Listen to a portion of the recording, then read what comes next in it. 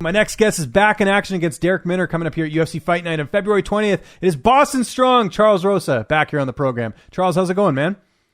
Great, man. Just, finished up some food, fighter diet food, getting ready for this fight February 20th, feeling great. So, just can't wait for the day to come. What did you eat? What's on the fighter diet? I'm curious. Ooh, well, I got my favorite thing now is, as I get closer to the fight, the last month when I start, shedding off some pounds and getting really ripped and in good shape, a lot of seafood. So I got the seafood place down the street, get some fresh seafood right off the boat, swordfish, scallops, shrimp. So, I just rotate between those three and then good to go. You know what I'm saying?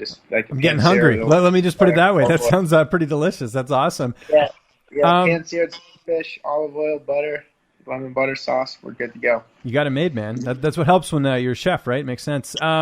Let's talk about you. I mean, it's been a bit since we've seen you in the cage. You haven't fought since June. Any particular reason for the layoff? No, I told him I was ready. I think it's because I fought back-to-back. I fought Bryce Mitchell, then 3 weeks later I fought Kevin Aguilar. So, and then with this pandemic stuff, they're probably trying to get a lot of the international fighters caught up in Abu Dhabi. So that's mainly, I would say, the reason. I'm coming off a big win of Kevin Aguilar in Las Vegas, so I'm super pumped for that. And I've been told him I've been ready. I thought I was fighting every single month. That's how it is in the UFC now. Sometimes though, you always just got to stay ready, because if they call you with the right fight, what are you gonna say? You're gonna say no. You're gonna say no. Let's do it. I've never said no to him. They even called me 2 years ago to fight, maybe 3 years ago to fight the champ Volansky. I accepted it to fight him in Germany, but that fight never went through for some reason. But the point is always got to be ready in this thing. So I've been ready for 6 months. I've been training camp for 6 months since my last one. Gotcha. And I believe it's Volkanovski. You said Volansky, but actually that name sounds cooler. He should almost change his name to that. I think that's kind of neat.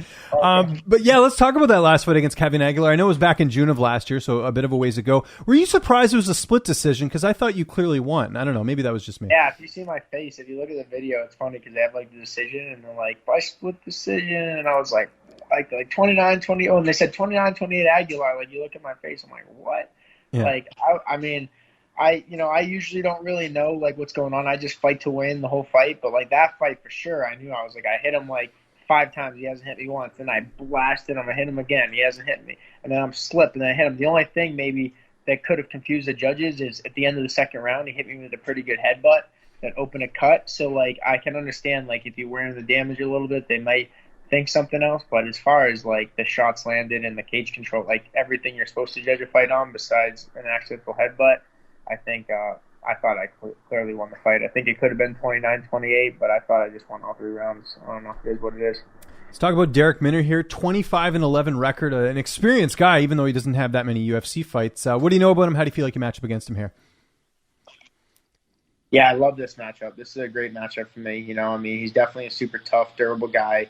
Been in there, he's tough. He's been in there with some top guys, and he's a submission specialist. But I love that because I've never been submitted. So I don't know if he wants to come in there. He wants to try to play jiu-jitsu with me. It'll be tough for him, but it's definitely not a jiu-jitsu match. It's an MMA fight. So he's gonna have to do a lot of work if he wants to put me there, and then he's still in danger if he does get there. So I think it's a really tough fight for him, but I love this matchup for me. And he had a tough fight. He fought well against in the beginning against Herbert Burns, who's a pretty tough guy, good jiu-jitsu guy. He put him on his back, and he was able to do what he wanted with him. But he seems like he only has a 2-minute, 3-minute spurt. You know what I'm saying? So I'd be interested to see if he actually tries to fight like a professional. He kind of comes out there swinging, and that's entertaining. So I get it. I'm not dogging his style. That's who he is. That's the way he fights. But I'd really like to see the skills that he actually has, because he just kind of goes pedal to the metal, goes for the kill, and he gets it sometimes. Sometimes he doesn't. You train in one of the best camps in the world, an American Top Team. I know it's a big gym, but I know the size is getting a little bit smaller because of all the COVID stuff. So who are you mainly getting to work with for this camp, or who have you worked with so far? Yeah, for sure. I've been working a lot with my coach, Charles McCarthy, now. So I've been working a lot with him. He was a UFC veteran. I was at Charles' fight, by the way. I don't think I ever told you this. I was at his fight against Bisping in Montreal. Yeah. Oh, no way.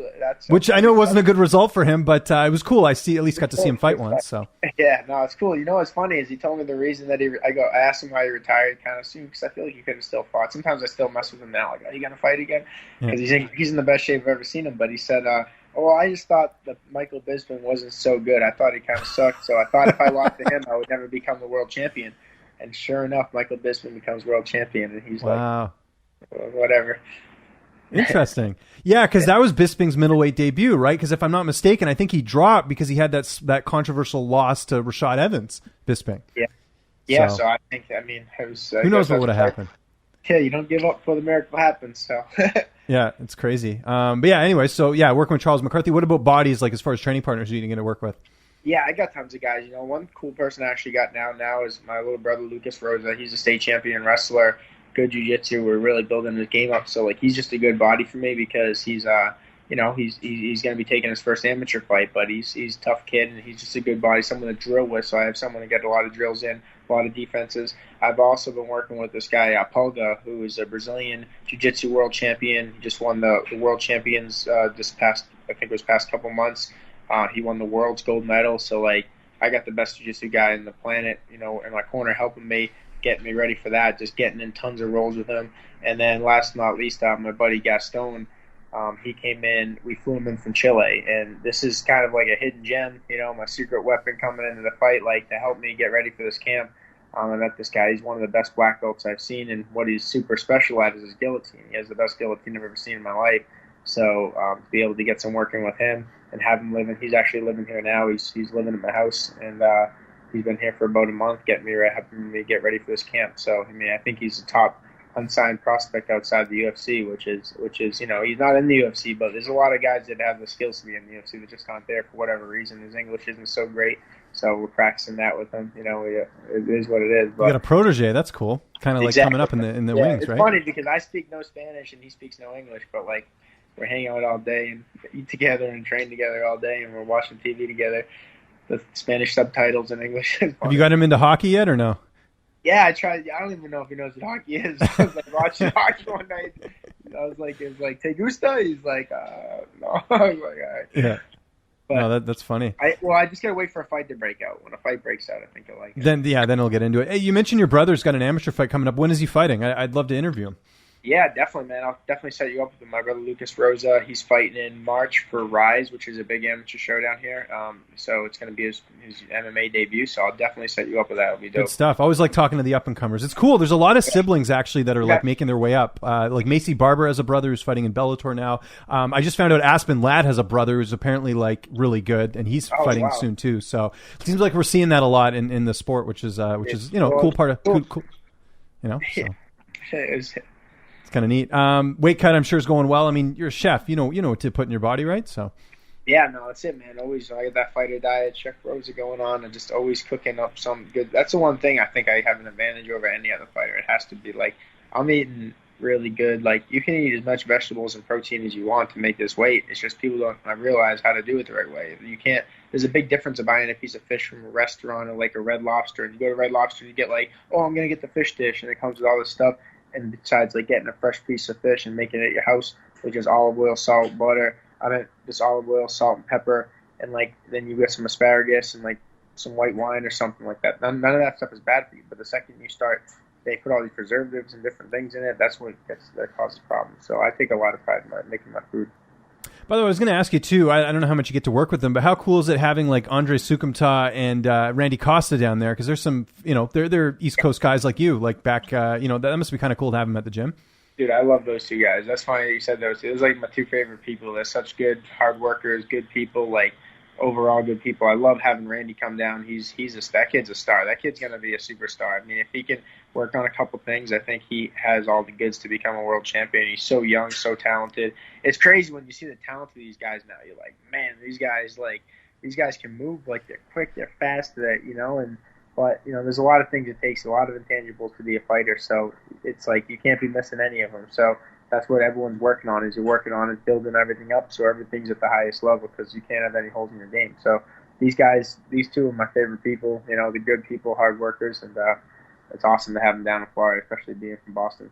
And Randy doesn't have Greg Rebello making fun of him all the time, right? So yeah. The abuse from Rebello, I mean, it can be too much. Fun of him. It's just over. It's over the internet, but you can hit that mute button on Twitter. It's about Boston, yeah, about the Bruins games and stuff. So yeah, it is what it is. That's good. How do you see this fight playing out on the 20th? Oh man, I really love this matchup. I think I'm gonna knock him out in the first round. I just think, I haven't got a knockout in the UFC yet. Something I definitely want. I've gotten a couple submissions, bunch of fight of the nights, performance of the night bonuses, but like I just haven't got that like straight knockout yet. And that's what I think fans like the most. I think everyone loves submissions. They love all this stuff, but this guy comes in swinging, head swinging, and I just feel like if I can just time that shot, just knock him out, would be a really good feeling. So that's my prediction. That's what I'm training for. I'm gunning for. But if he has what it takes to get me to the ground, then you're gonna see what happens when I go to the ground. I got something for him. I got some good submissions and my skills. We've been drilling. Obviously, his one move. I feel like he's like a one-trick pony with his guillotine. I can't remember the last time I got guillotined in the gym. So. Definitely going to be gunning for him. Before we get out of here, we got to talk some hockey, obviously. The Bruins, how are you feeling so far? I think they kind of screwed things up in the offseason. Like, why did they let Torrey Krug go? I didn't really understand that. And Chara, yeah. I don't know, man. I'm trying to figure it out. Like, who did they replace them with? I didn't even get. They got someone. I just can't remember off the top of my head. But it was almost like I think they signed someone, and then it was like, why didn't you just keep Krug? I think was the real deal. I don't know. I can't remember. Oh no, it was the other way around. It was because St. Louis got Krug, but they let Pietrangelo go. So it's like, why did you get him over Pietrangelo, which I think they would have cost the same. I don't know. So yeah, it's sometimes chemistry too. So that's what you always got to look at. Like, we don't know what's going on inside the locker room and the teams and things like that. And what there is, but I think the Bruins are still definitely top contenders, this year. There's no doubt, but it just see how the season plays on, and then they can always pick up guys as the season goes on. So like they might have some extra salary cap room by trading those two guys off or selling them. So now like maybe mid-season they want to pick up another nasty defenseman or something else, and they have the power to do that. Where they might not if they didn't do that.